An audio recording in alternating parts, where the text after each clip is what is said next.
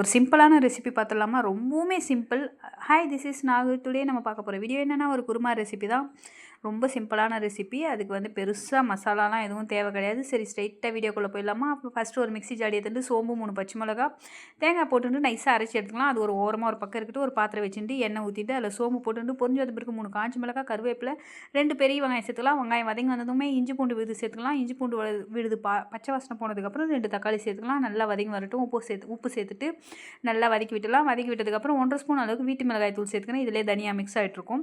நல்லா கலந்து கொடுத்துட்டு ஒரு அரை கிளாஸ் அளவுக்கு தண்ணி விட்டு கொதிக்கட்டும். அந்த ஸ்மெல்லாம் போகும், அந்த மிளகாய் தூள் ஸ்மெல்லாம் போகும். அதுக்கப்புறம் நம்ம அரைச்சி வச்ச விழுதையும் இது கூட மிக்ஸ் பண்ணிவிட்டு கலந்து கொடுத்துட்டு இதுவும் கொதிச்சு வந்ததுக்கப்புறம் நம்ம வேக வச்ச உருளைக்கிழங்கு பட்டாணியை மிக்ஸ் பண்ணிவிட்டு ஒரு 2-3 நிமிஷம் கொதிக்க விட்டு அடுப்பு ஆஃப் பண்ணிட்டா போதும்.